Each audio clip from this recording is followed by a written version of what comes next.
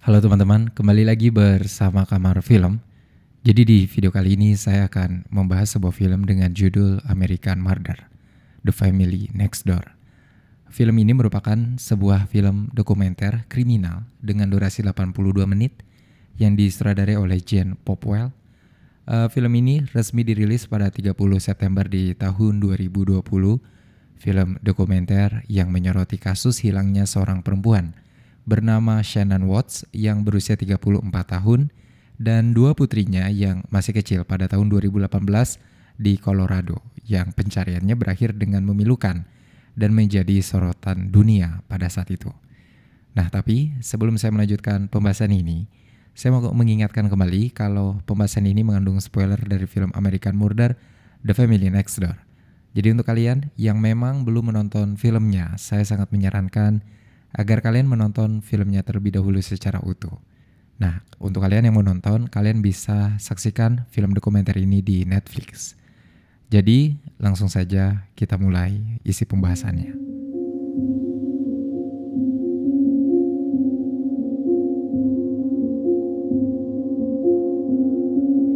Shannon Watts adalah seorang ibu muda yang tinggal di Frederick, Colorado, selalu terlihat ceria di setiap kesempatan yang ada. Dia hidup bersama suaminya yang bernama Chris dan dua putri mereka yang masih kecil. Dulu, Shannon dan Chris memutuskan pindah ke wilayah tersebut setelah menikah, memulai kehidupan baru mereka, dan Chris juga mendapat pekerjaan baru yang lebih baik. Setidaknya dari apa yang rajin diunggah oleh Shannon, dia terlihat bahagia dan sejahtera bersama keluarga kecilnya. Chris juga tampak menjadi suami dan ayah yang baik selama di rumah. Itulah yang terlihat di setiap unggahan video Shannon di akun media sosialnya. Waktu itu, di tanggal 13 Agustus, Shannon terlihat terakhir kali memasuki rumahnya saat jam 2 malam setelah diantar oleh seorang teman dekatnya bernama Nicole Atkinson dengan mobil berwarna putih. Hari setelahnya, Nicole mencoba menelpon Shannon tapi tidak ada jawaban. Pesannya pun tidak berbalas. Jelas saja hal ini membuat Nicole khawatir. Jadi dia pergi untuk mengecek keadaan Shannon. Terlihat tidak ada kegiatan apapun di rumah Shannon. Bahkan kedua putri Shannon pun tidak terlihat. Dia juga tidak bisa dihubungi sama sekali. Kekhawatiran Nicole semakin menjadi. Maka akhirnya dia melapor kepada polisi agar ada yang mengecek masuk ke rumahnya. Nicole menjelaskan pada petugas yang datang bahwa akhir-akhir ini Shannon terlihat sangat tertekan, bahkan tidak mau makan dan minum jika tidak dipaksa.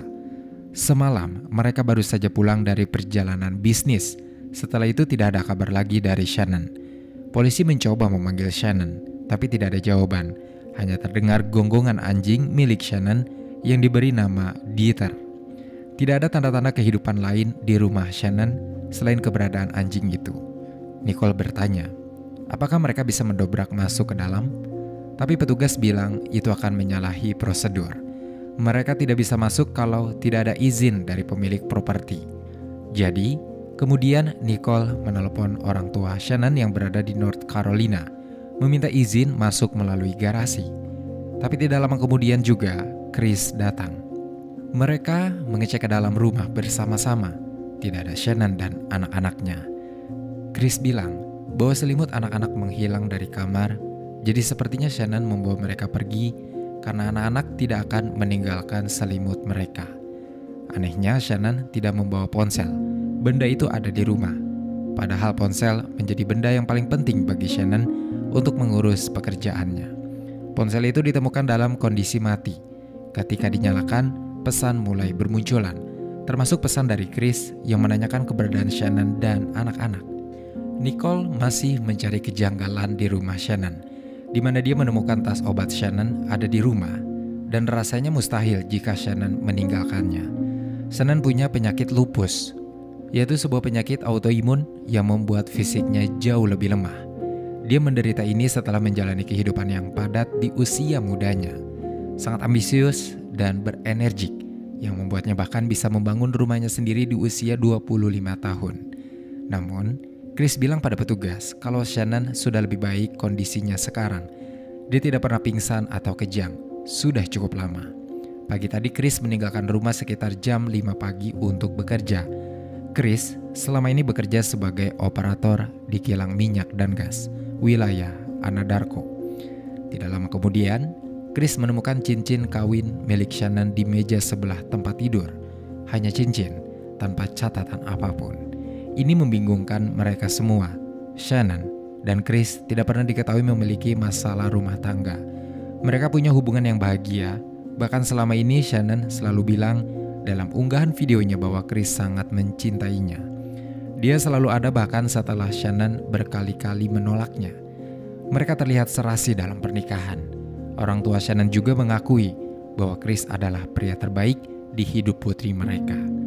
Selama mencari keberadaan Shannon di sekitar rumah, Chris terlihat cemas dan gelisah. Mereka pun lalu pergi ke rumah tetangga untuk melihat CCTV di rumahnya yang mengarah keluar. Awalnya tetangga bilang tidak ada pergerakan mencurigakan apapun yang tertangkap kamera. Juga tidak ada Shannon dan kedua putrinya yang terlihat keluar.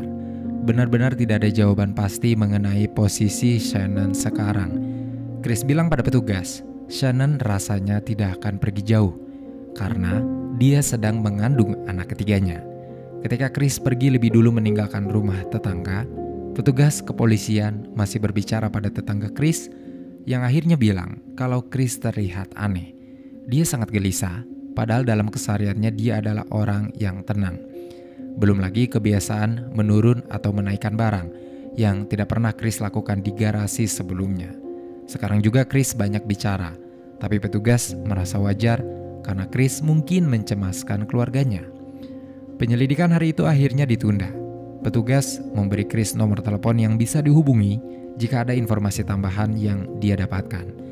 Nicole sebagai teman terdekatnya lebih cemas lagi karena dia yakin bahwa Shannon tidak akan melakukan tindakan ini, bahkan dalam masalah terberat sekalipun. Hari berganti di tanggal 14 Agustus menjadi hari kedua setelah Shannon menghilang.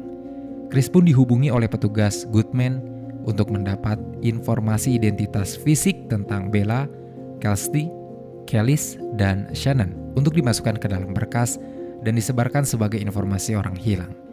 Beberapa waktu kemudian, selebaran orang hilang telah disampaikan ke orang-orang di sekitar kompleks. Kasus hilangnya Shannon dan kedua putrinya pun sudah ramai menjadi sorotan di Facebook. Banyak media yang mulai meliput Chris untuk mendapatkan informasi. Namun di hari yang sama, polisi juga mendatangkan anjing pelacak untuk mengendus bau dari Shannon, Bella, dan Kelis. Petugas yang datang berkata kalau kamar anak-anak itu terlalu rapi, bukan sesuatu yang normal dilihat dan terjadi. Kecurigaan sedikit demi sedikit muncul.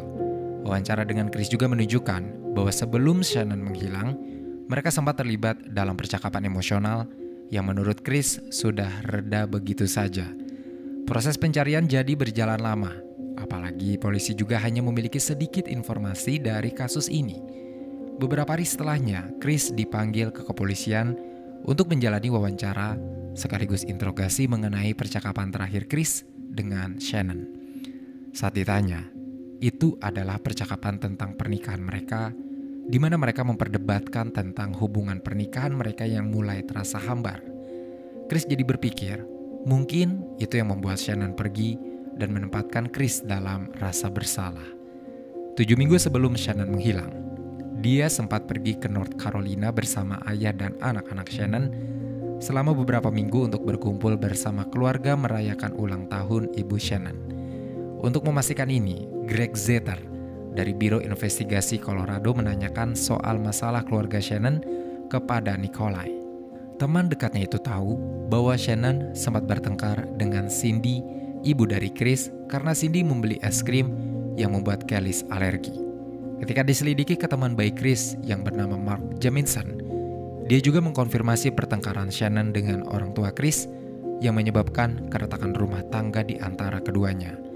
Chris mengakui dirinya tersinggung karena dia ingin orang tuanya juga menemui cucu mereka. Tapi Shannon melarang karena dia tidak ingin anak-anaknya ditemui mertuanya. Selama proses interogasi Chris, dia bilang kalau awalnya berpikir bahwa Shannon hanya sedang pergi bersama anak-anaknya untuk menenangkan diri. Tapi sekarang dia yakin bahwa Shannon mungkin diculik oleh orang lain yang dikenalnya karena di rumah tidak ada tanda-tanda kerusakan atau perlawanan apapun.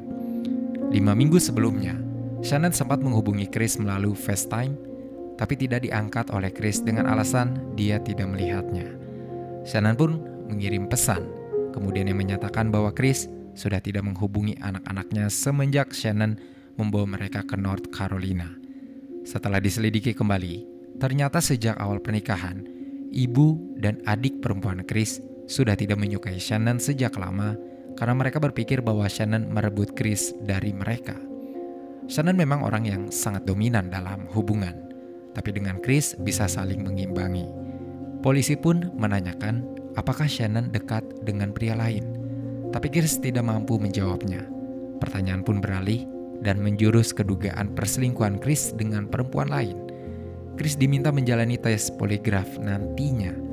Lalu, penyelidikan berlanjut ke supervisor Chris di kantor, yaitu Luck Apple, yang dihubungi oleh Agent Lee dari Biro Investigasi Colorado untuk menanyakan dugaan selingkuhan serta kemana Chris ditugaskan pada Senin pagi di saat Shannon menghilang.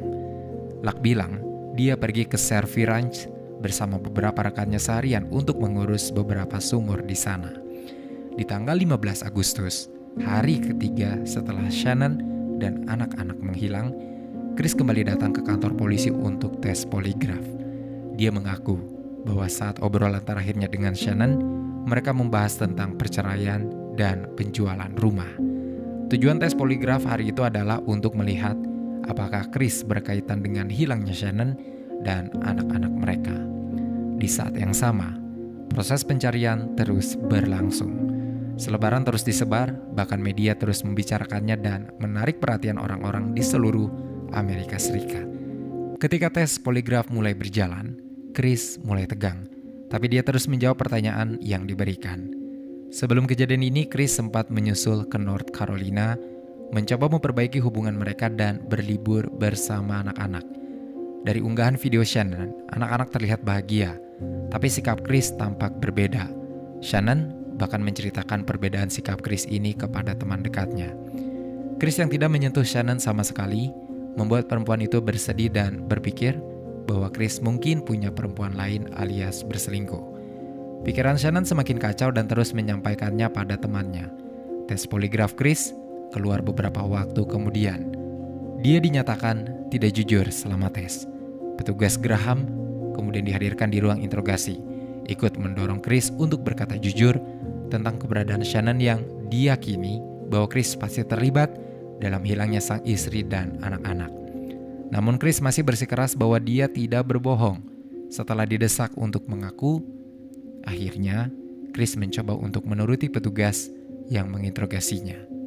Sebelum Shannon menghilang, menurut pesan-pesannya bersama Nicole, masalah dengan orang tua Chris membuat Chris jadi berbeda, bahkan tidak mau menyentuh Shannon lagi. Di hari yang sama saat tes poligraf Chris dilakukan, seorang perempuan bernama Nicole Kessinger diwawancarai atas kedekatannya dengan Chris. Selama ini dia sering berpergian dengan Chris dan diberitahu bahwa Chris sedang dalam proses perpisahan dengan Shannon. Chris awalnya tidak mau mengaku, tapi kemudian dia jujur juga soal perselingkuhannya. Petugas masih sulit membuat Chris bercerita tentang Shannon dan putri-putrinya. Bahkan setelah didesak lebih keras, Chris tidak mau menjawab. Dia malah meminta agar dipertemukan dengan ayahnya untuk bicara lebih dulu. Ronnie Watts akhirnya dihadirkan di ruang interogasi. Chris pun mulai bercerita tentang tes poligrafnya yang gagal, serta mengenai hubungannya dengan Shannon, serta percakapan terakhir mereka. Chris menyinggung tentang perpisahan. Menurut cerita Chris sendiri, setelah itu Shannon mulai menyakiti anak-anak dan ini membuat Chris jadi menyakiti Shannon. Dia sempat menyebut kata membunuh sebelum dengan cepat menggantinya dengan kata menyakiti. Chris melihat Shannon mencekik kedua putri mereka sampai membiru. Jadi dia melakukan hal yang sama pada Shannon. Ketiganya pun mati. Setelah pengakuan kepada ayahnya ini, Chris akhirnya ditahan. Polisi langsung mengamankan TKP, mencari barang bukti. Chris masih belum mengungkapkan keberadaan mayat istri dan anak-anaknya. Jadi petugas membujuknya dengan lembut kali ini agar mayat mereka bisa ditemukan. Saat itu Chris sudah menangis tidak henti-henti. Hanya ayahnya yang berhasil membuatnya bicara.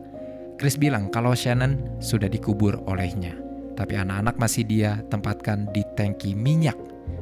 Ketiganya dibawa ke Cervi Ranch, satu-satunya tempat yang dituju oleh Chris hari itu. Polisi lalu mengambil gambar di lokasi tersebut, meminta agar Chris menunjukkan lokasi tubuh Shannon dan anak-anak. Shannon terkubur beberapa meter dari sumur minyak. Sementara itu, anak-anak dimasukkan ke dalam tangki sedalam 6 meter. Tidak jauh dari tubuh Shannon dikuburkan, ada spray yang sebelumnya Chris gunakan untuk membungkus tubuh Shannon. Dalam pengakuan lanjutannya, Chris berkata bahwa dia tidak pernah melukai apalagi membunuh anak-anak. Shannon yang melakukan itu kepada mereka. Namun petugas meragukan cerita Chris. Graham bahkan berpikir bahwa Chris yang membunuh anak-anak sebelum Shannon pulang, lalu membunuh Shannon. Chris tidak mau mengakui itu. Dia bersikeras bahwa mustahil baginya membunuh anak-anak. Memang, 3 hari sebelum pembunuhan, pada tanggal 10 Agustus, anak-anak tinggal bersama Chris karena Shannon harus terbang ke Arizona dengan Nicole untuk mengikuti pelatihan perusahaan. Dia sempat meninggalkan surat untuk Chris yang menyatakan bahwa dia ingin memperbaiki hubungan mereka dan terus menjaga pernikahan tersebut. Tidak hanya itu, Shannon juga berniat akan memperbaiki hubungan dirinya dengan ibu Chris. Sebuah surat yang manis. Sayangnya, niat baik Shannon tidak pernah terlaksana. Dia harus tewas di tangan laki-laki yang dia cintai. Chris akhirnya ditetapkan sebagai tersangka setelah pengakuannya. Dia diborgol dan diikat. Hari keempat jasad Shannon akhirnya ditemukan setelah penggalian. Sementara jasad anak-anak masih dalam proses dikeluarkan dari tangki. Kejadian ini membuat publik gempar. Banyak yang bersimpati dan berdoa untuk Shannon serta 2 putrinya dalam acara penyalaan lilin. Frank Ruzek mengungkapkan terima kasihnya kepada semua orang yang mendoakan. Penyelidikan pun berlanjut kepada Nicole yang ditanya apakah dia pernah mengatakan pada Chris yang memprovokasinya untuk menyingkirkan istri dan anak-anaknya. Nicole mengaku tidak pernah. Dia juga terlihat sama syoknya dengan publik mengenai kenyataan bahwa Chris tega menjadi pembunuh. Terakhir mereka pergi yaitu di Sabtu malam, di mana Chris menyewa pengasuh anak untuk merawat anak-anaknya. Namun, pada Shannon dan Nicole, Chris mengaku bahwa dia ingin menonton pertandingan. Tapi, mutasi rekening yang dicek oleh Shannon menunjukkan bahwa Chris pergi ke sebuah restoran yang sama yang disebutkan oleh Nicole dalam proses interogasinya. Chris kemudian disidang dalam pengadilan untuk mempertanggungjawabkan perbuatannya, tapi dia masih menolak mengaku bahwa dirinya membunuh anak-anak. Ayah Shannon yang hadir di persidangan terlihat menangis. Dia didampingi oleh Frankie, adik Shannon yang meyakini bahwa kakaknya tidak mungkin membunuh anak-anaknya sendiri yang selama ini dia besarkan dengan penuh cinta kasih. Namun, kasus ini menjadi lebih rumit di tangan publik. Banyak orang yang mengatakan bahwa Shannon bukanlah ibu yang baik. Perempuan itu terlihat sangat narsistik dan pola pengasuhannya tidak bagus. Sebuah fitnah kejam yang mungkin dilemparkan kepada orang yang telah meninggal dunia. Ayah Shannon mempersoalkan ini ke publik dan meminta yang lain untuk berhenti memfitnah putri serta cucu-cucunya.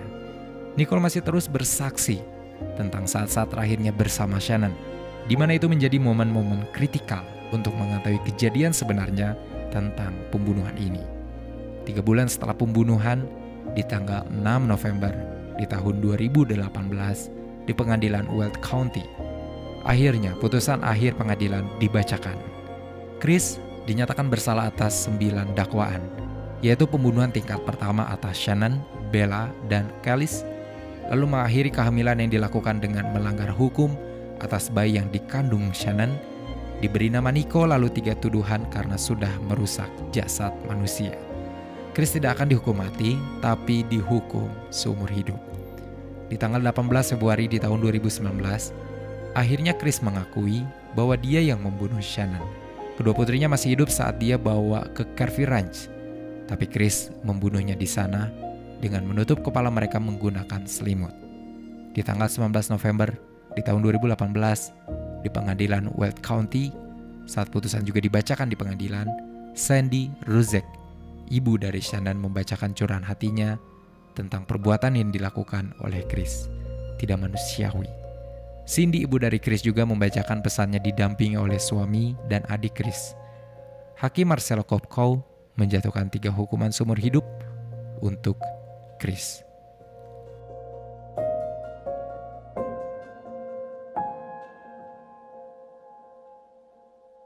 Film dokumenter yang satu ini punya gaya unik yang sangat efektif untuk menceritakan sebuah kejadian kriminal yang nyata.